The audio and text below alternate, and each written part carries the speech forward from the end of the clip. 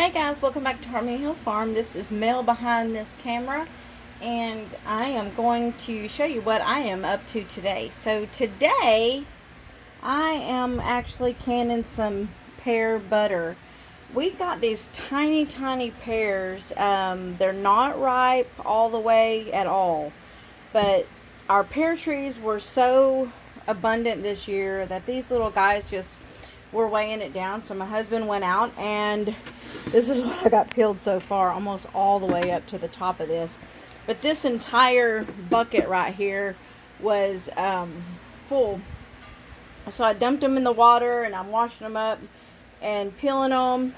And then I'm just putting the whole pear, inside there in this. Then we're going to cook them down, and we're going to make butter. So I am going to show you how I make my pear butter today. It's very simple, super simple.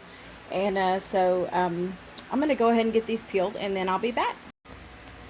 Okay guys, so I'm back. So what I'm going to do now is I'm just going to add about a cup of water.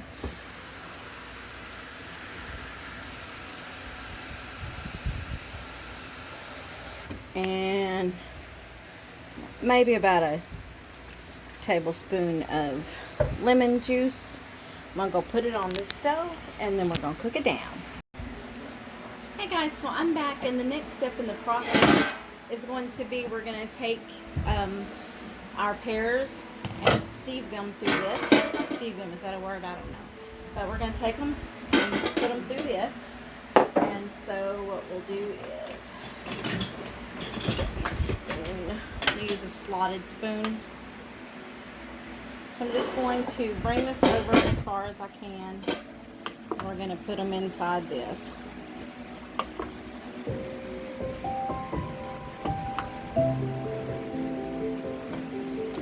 And you just hold on to it. That's how I have to do it. And mash them down. Just get them in there and get them mashed. That's all you do. And then we'll end up with some nice strained pears. It's going to pull all those, pull all of the seeds out and the yolk out, and leave us with a good mash. So let you see it in there. Okay, not a whole lot right now. And we just keep doing this till we get all the mash through. Fill her up again. And the reason why I use a slotted spoon, because you're going to have a lot of juice just coming out of your pears.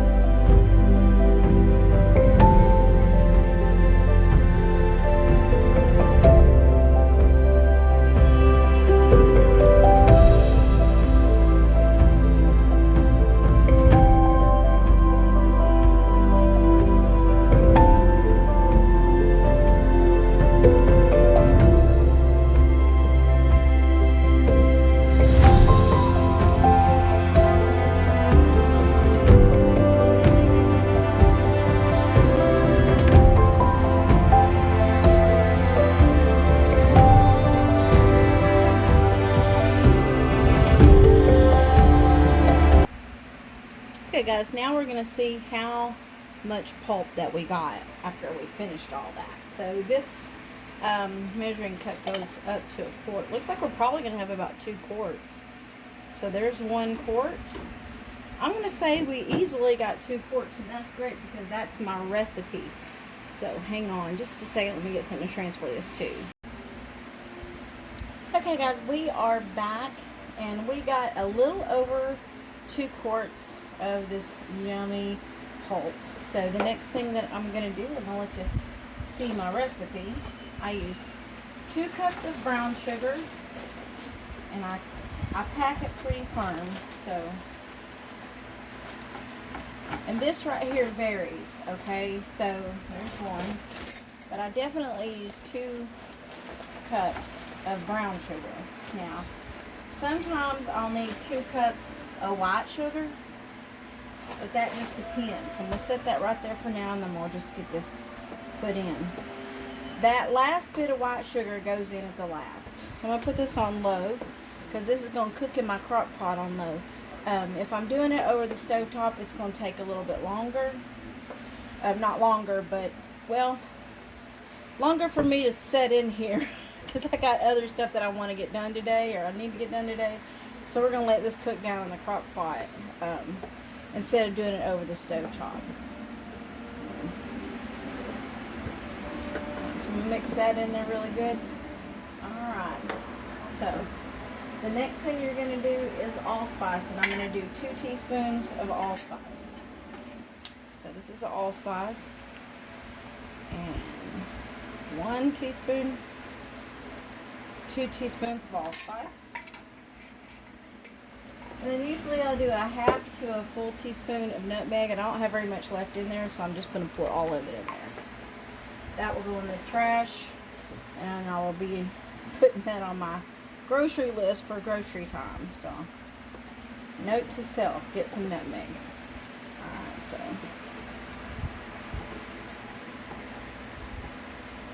mix that in. I like to mix stuff in after each ingredient because I'm going to be tasting this before I get ready to finish it. So, okay. It's going to be so beautiful. I like to put 2 teaspoons of vanilla, and I make my homemade vanilla.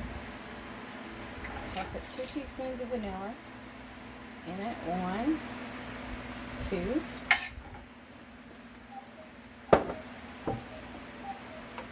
Mix that in. It's going to cook on low about 4 to 5 hours. You'll know when it's time, when it gets done. Just cook it till it's done. Wow. I never thought I'd say that. Cook it till it's done. Alright. The last thing I do is I put in a tablespoon of lemon juice. Some people use fresh squeezed lemons. I don't, because the pH isn't always reliable. So I use lemon juice. You can use fresh lemon, I suppose. Now this is where, once I get this all mixed in here, this is where my tasting begins. Because I like it to taste a certain amount of sweetness. And this is where the other bit comes in at. So get all this mixed really good. Sometimes for me 2 cups of the brown sugar is plenty. Sometimes I'll put an extra up to 2 cups of white. Just really depends on the taste. So and get me a little spoon so I can taste it.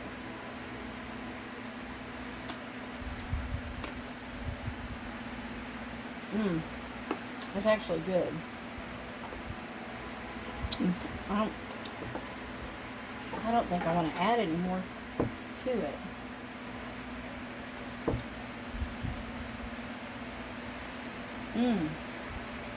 That's perfect. We're going to leave it at 2 this time. I could use a little more allspice just to my taste right now, and it could be that I didn't have enough nutmeg. We're just going to let this cook down for about 5 hours.